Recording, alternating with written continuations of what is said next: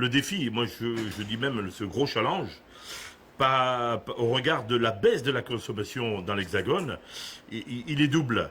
Il est d'abord d'accompagner notre montée en gamme en fournissant de la très bonne viande de veau dans l'ensemble des circuits de distribution français. Je dis bien dans tous les circuits de distribution, d'où notre progression de 6,8% dans les seuls secteurs de la boucherie traditionnelle. Et en même temps, vous avez raison, c'est de continuer notre exportation vers le grand export. Nous avons réussi avec un immense succès les États-Unis. Maintenant, il nous faudra convertir ce succès en Chine.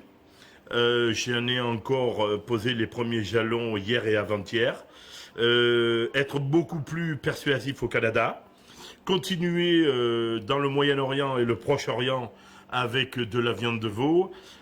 Oui, les challenges sont énormes, mais de toute façon, il faudra les réussir parce que sur le plan comptable au niveau social, c'est 2000 familles sur l'amont de notre filière agricole et c'est 1000 familles sur le plan industriel. Donc, il n'y a pas le choix.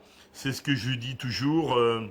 Nous devons continuer à nous développer et surtout harmoniser notre stratégie avec la gamme premium, les circuits traditionnels, l'exportation, le renouvellement des générations au niveau des éleveurs, repenser l'élevage des années 2030, certainement dans des formats plus simples, plus courts, rebâtir la logistique transport avec des temps de transport qui seront nettement plus courts, voire divisés par deux.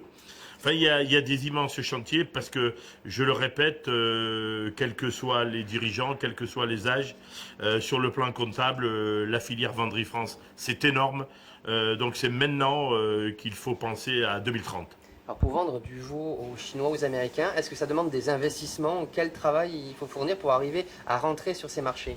Oui, cela demande des investissements énormes. Je m'étais déjà longuement exprimé concernant les États-Unis pour obtenir l'agrément USDA. C'est des outils en permanence aux normes, comme vous l'avez vu lors de la visite avec monsieur le préfet. Qui dit en permanence aux normes, c'est des investissements sur des 10 dernières années pour le maintien de notre site industriel d'une vingtaine de millions d'euros. C'est 3 ans de préparation avec les différents audits, les différents auditeurs. C'est très très très très lourd.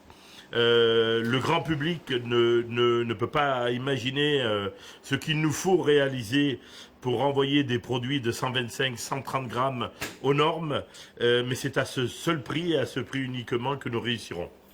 Très bien. Et sinon, en termes d'emploi, vous êtes en permanence à la recherche de nouvelles personnes pour travailler. Il y a toujours un besoin de recruter ici?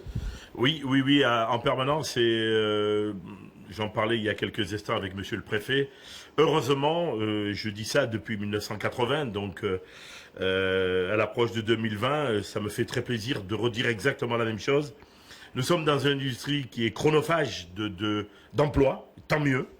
Tant sur l'amont que sur l'aval.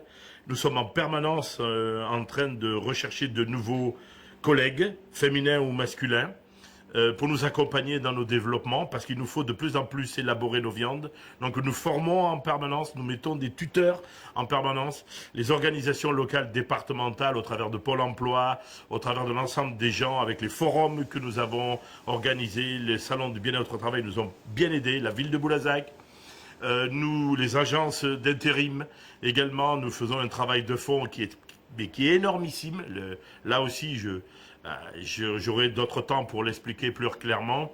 Mais en permanence, et oui, le Sobeval va continuer à croître, de nouvelles collaboratrices, de nouveaux collaborateurs. Il y a encore 15 ans, nous étions 250, aujourd'hui nous sommes 400. Il y a 15 ans, nous étions 350 éleveurs, aujourd'hui nous sommes 1000.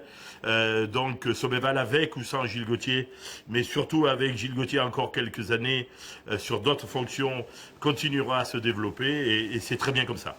Et en fait, c'est l'évolution du marché, le fait qu'il faut préparer de plus en plus la viande qui fait cet appel de main-d'œuvre, quoi. Alors, c'est le changement un petit peu. On consomme plus pareil, on consomme plus dans les mêmes formats. Les cahiers des charges, par exemple, pour les États-Unis, on parle de T-bone. tout simplement pour exprimer une côte de veau avec un filet. En France, ça s'appelle tout simplement une côte de veau, mais ça ne se prépare pas du tout de la même façon. Donc il faut qu'en permanence, nos équipes soient prêtes, je dis bien prêtes professionnellement, à respecter l'ensemble des cahiers des charges, bien sûr, de l'Hexagone, en Europe, mais aussi pour le grand export.